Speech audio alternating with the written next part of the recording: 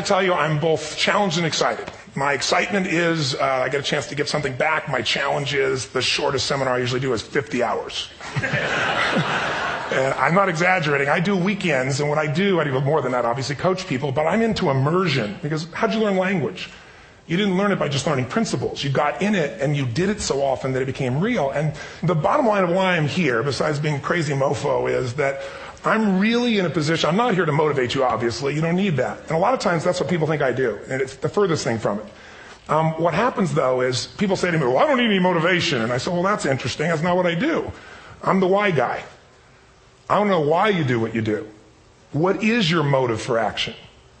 What is it that drives you in your life today, not 10 years ago, or are you running the same pattern? Because I believe that the invisible force of internal drive activated is the most important thing in the world. I'm here because I believe emotion is the force of life.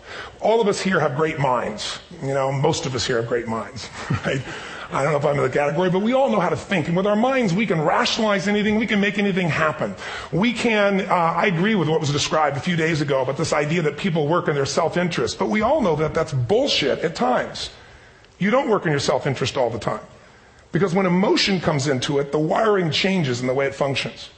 And so it's wonderful for us to think intellectually about how the life of the world is, and especially those who are very smart. We can play this game in our head, but I really want to know what's driving you. And what I'd like to maybe invite you to do by the end of this talk is explore where you are today for two reasons. One, so that you can contribute more.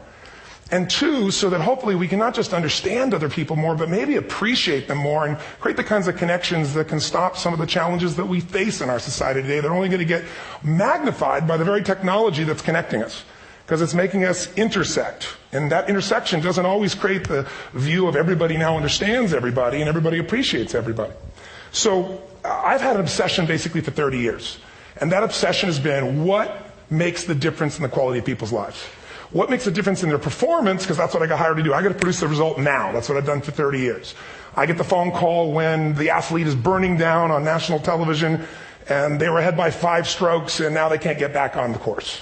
And I got to do something right now to get the result or nothing matters. I get the phone call when the child is going to commit suicide, and I got to do something right now. And in 29 years, I'm very grateful to tell you I've never lost one in 29 years. It doesn't mean I won't someday, but I haven't done it. And the reason is an understanding of these human needs that I want to talk to you about. So when I get those calls about performance, that's one thing, like how do you make a change? But also, I'm looking to see what is it that's shaping that person's ability to contribute, to do something beyond themselves. So maybe the real question is, I look at life and say there's 2 master lessons. One is there's the science of achievement, which almost everyone in this room has mastered to an amazing extent. That's how do you take the invisible and make it visible, right? How do you take what you dream about and make it happen, whether it be your business, your contribution to society, money, whatever it is for you, your body, your family. But the other lesson of life that is rarely mastered is the art of fulfillment. Because science is easy, right? We know the rules. You write the code, you follow those, and you get the result. Once you know the game, you just, you up the ante, don't you? But when it comes to fulfillment, that's an art. And the reason is it's about appreciation and it's about contribution. You can only feel so much by yourself. So I've had an interesting laboratory to try to answer the question of the real question, which is what's the difference in somebody's life if you look at somebody like those people that you've given everything to, like all the resources they say they need. You gave them not a $100 computer, you gave them the best computer. You gave them love, you gave them joy, you were there to comfort them. And those people very often, and you know some of them I'm sure, end up the rest of their life with all this love, education, money, and background, spending their life going in and out of rehab. And then you meet people that have been through ultimate pain, psychologically, sexually, spiritually, emotionally abused, and not always, but often they become some of the people that contribute the most to society. So the question we've got to ask ourselves really is, what is it? What is it that shapes us? And we live in a therapy culture. Most of us don't do that, but the culture is a therapy culture. And what I mean by that is the mindset that we are our past. And everybody in this room, you wouldn't be in this room if you bought that theory, but most of society thinks biography is destiny. The past equals the future. And of course it does if you live there. But what people in this room know, and what we have to remind ourselves though, because you can know something intellectually. You can know what to do and then not use it, not apply it. So really what we got to remind ourselves is decision is the ultimate power. That's what it really is. Now, when you ask people, have you failed to achieve something? How many have ever failed to achieve something significant in your life? Say, I. Thanks for the interaction on a high level there. But if you ask people, why didn't you achieve something? Somebody who's working for you, or a partner, or even yourself, and you failed to achieve a goal, what's the reason people say they failed to achieve? What do they tell you? didn't know enough, didn't have the knowledge, didn't have the money, didn't have the time, didn't have the technology, I didn't have the right manager, didn't have the Supreme Court.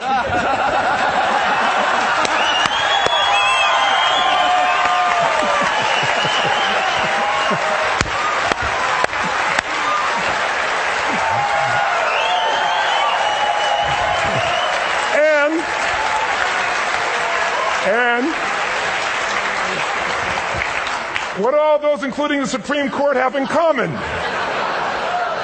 They are a claim to you missing resources. And they may be accurate. You may not have the money. You may not have the Supreme Court. But that is not the defining factor.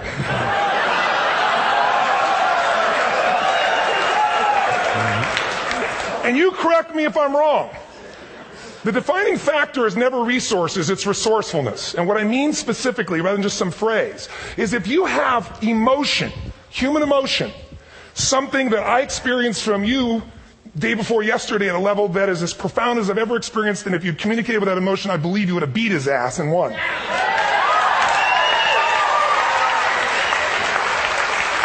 But how easy for me to tell him what he should do. Idiot, Robbins. But I know when we watched the debate at that time, there were emotions that blocked people's ability to get this man's intellect and capacity and the way they came across to some people in that day. Because I know people that wanted to vote in your direction and didn't, and I was upset. But there was emotion that was there. How many know what I'm talking about here? Say I. So emotion is it, and if we get the right emotion, we can get ourselves to do anything. We can get through it. If you're creative enough, playful enough, fun enough, can you get through to anybody, yes or no? If you don't have the money, but you're creative and determined enough, you find the way. So this is the ultimate resource, but this is not the story that people tell us, right? The story people tell us is a bunch of different stories. They tell us we don't have the resources, but ultimately, if you take a look here, flip it up if you would. They say, what are all the reasons they have in common? We said that. Next one, please. He's broken my pattern, that son of a bitch.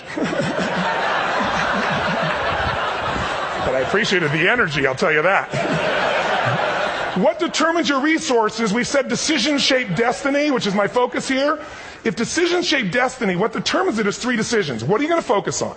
Right now, you have to decide what you're going to focus on. In this second, consciously or unconsciously, the minute you decide to focus on something, you've got to give it a meaning. And whatever that meaning is produces emotion. Is this the end or the beginning? Is God punishing me or rewarding me, or is this the roll of the dice? And emotion then creates what we're going to do, or the action. So think about your own life, the decisions that have shaped your destiny. And that sounds really heavy, but in the last 5 or 10 years, 15 years, haven't there been some decisions you've made that if you made a different decision, your life would be completely different? How many can think of one, honestly? Better or worse? Say I. So the bottom line is maybe it was where to go to work, and you met the love of your life there. Maybe it was a career decision. I know the Google geniuses I saw here. I understand that their decision was to sell their technology at first. What if they made that decision versus to build their own culture? How would the world be different? How would their lives be different? Their impact. The history of our world is these decisions. When a woman stands up and says, no, I won't go to the back of the bus, she didn't just affect her life. That decision shaped our culture. Or someone standing in front of a tank. Or being in a position like Lance Armstrong and someone says to you, you've got testicular cancer. That's pretty tough for any male, especially if you ride a bike. Right? You got it in your brain, you got it in your lungs. But what was his decision of what to focus on? Different than most people. What did it mean? It wasn't the end, it was the beginning. What am I going to do? He goes off and wins 7 championships he never won once before the cancer because he got emotional fitness, psychological strength.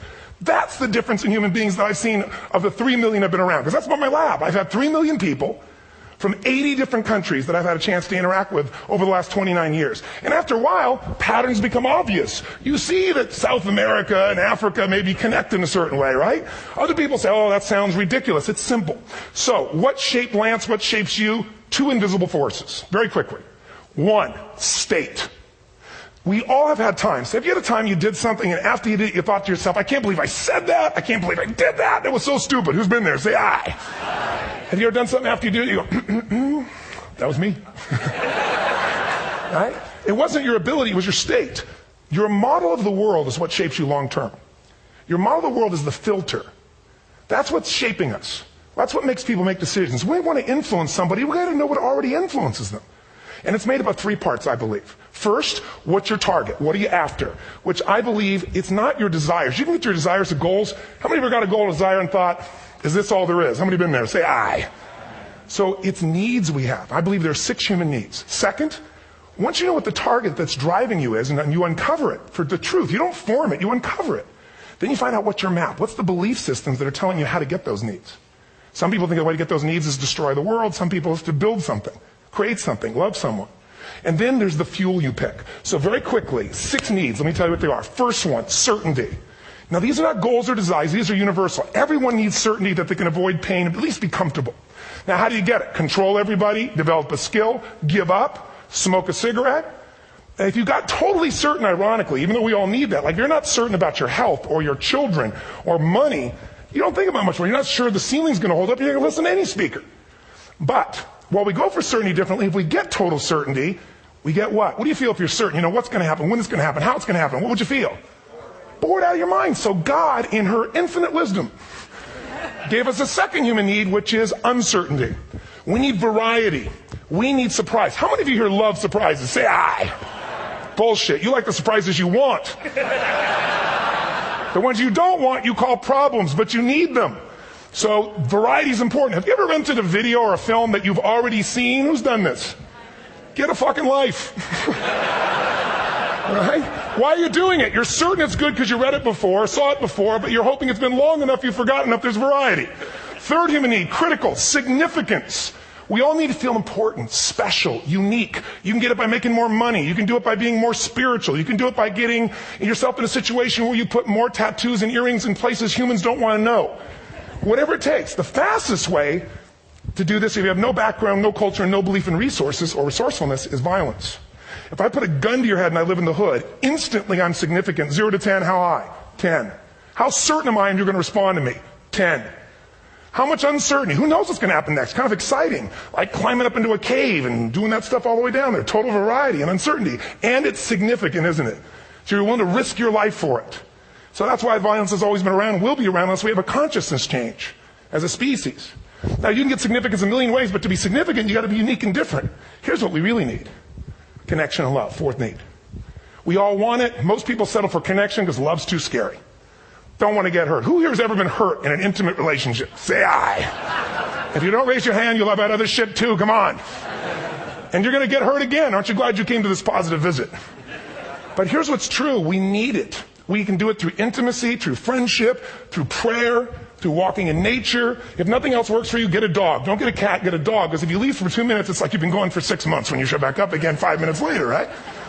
Now, these first 4 needs, every human finds a way to meet. Even if you lie to yourself, even if you have split personalities. But the last 2 needs, the first 4 needs are called the needs of the personality, is what I call it. The last 2 are the needs of the spirit. And this is where fulfillment comes. You won't get fulfillment from the first 4. You'll figure a way, smoke, drink, do whatever, meet the first 4. But the last 2, number 5, you must grow. We all know the answer here. If you don't grow, you what? If a relationship's not growing, if a business is not growing, if you're not growing, it doesn't matter how much money you have, how many friends you have, how many people love you, you feel like hell. And the reason we grow, I believe, is so we have something to give of value. Because the 6th need is to contribute beyond ourselves. Because we all know, corny as it sounds, the secret of living is giving. We all know life's not about me, it's about we. This culture knows that. This room knows that. And it's exciting. When you see Nicholas up here talking about his $100 computer, the most passionate, exciting thing is here's a genius, but he's got a calling now. You can feel the difference in him. And it's beautiful. And that calling can touch other people. In my own life, my life was touched because when I was 11 years old, Thanksgiving, no money, no food, and we're not going to starve, but my father was totally messed up. My mom was letting him know how bad he messed up. And somebody came to the door and delivered food. My father made 3 decisions. I know what they were briefly. His focus was, this is charity. What does it mean? I'm worthless. What I got to do? Leave my family, which he did. The time, one of the most painful experiences of life.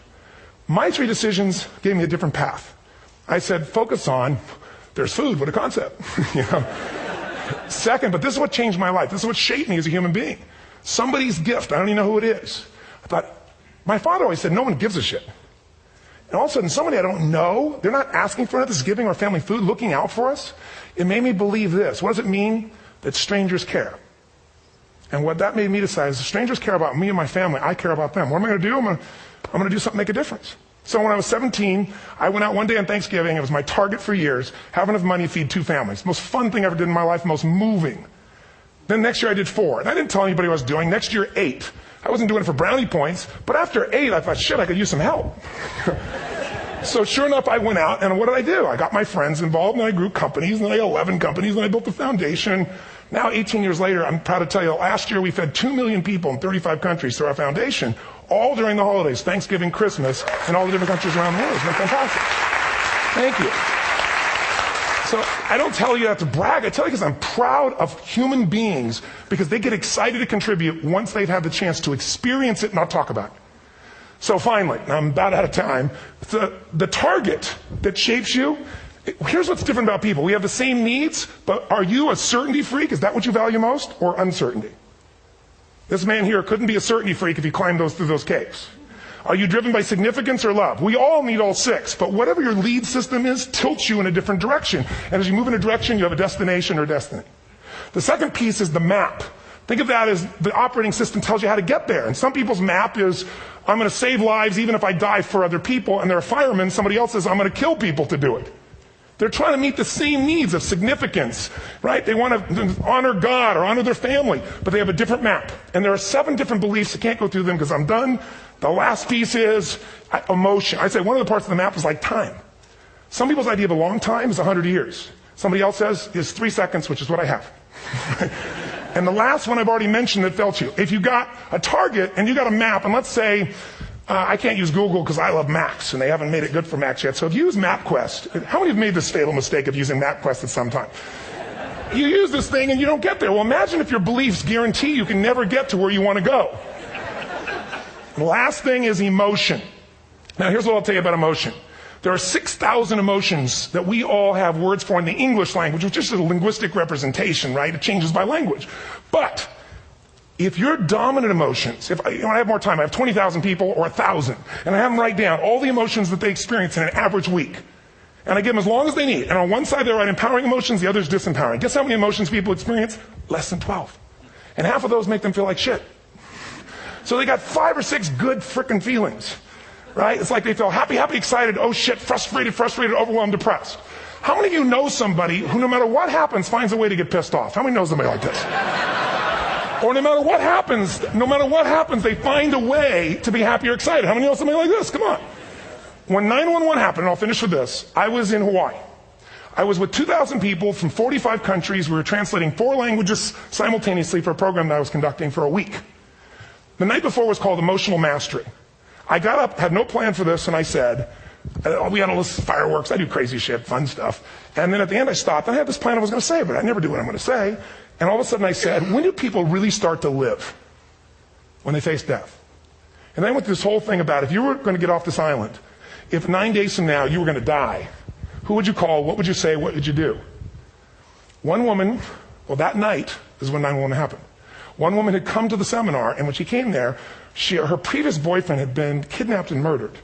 Her friend, or her new boyfriend, wanted to marry her, and she said no. He said, if you leave and go to that Hawaii thing, it's over with us. She said it's over. When I finished that night, she called him and left a message, true story, at the top of the World Trade Center where he worked, saying, honey, I love you. I just want you to know, I want to marry you. It was stupid of me. She was asleep, because it was 3 a.m. for us, when he called her back from the top and said, honey, I can't tell you what this means. He said, I don't know how to tell you this, but you give me the greatest gift because I'm going to die. And she played the recording for us in the room. She was on Larry King later.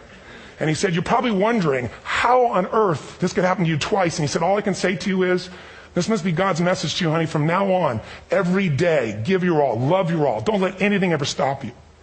She finishes, and a man stands up and he says, I'm from Pakistan. I'm a Muslim. I'd love to hold your hand and say I'm sorry, but frankly, this is retribution. I can't tell you the rest because I'm out of time.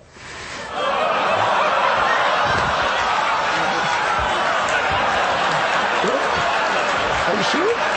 Finish the story. 10 seconds.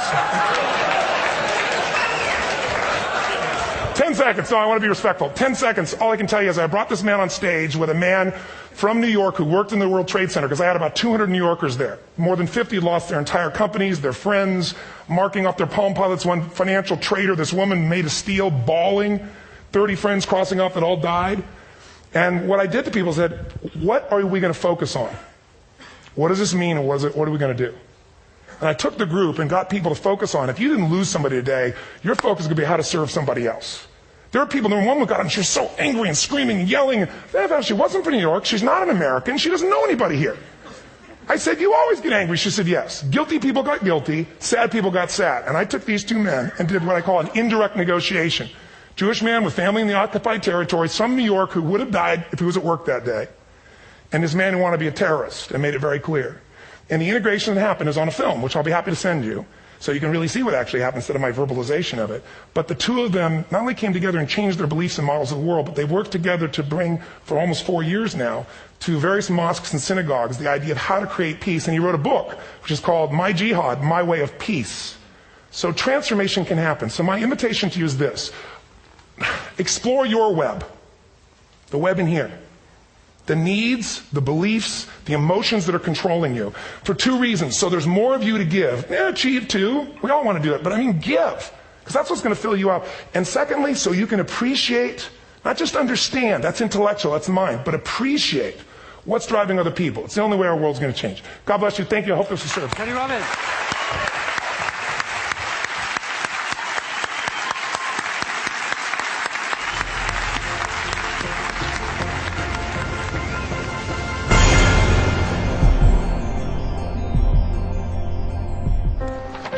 What if great ideas weren't cherished?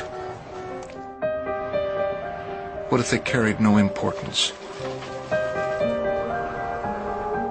Or held no value?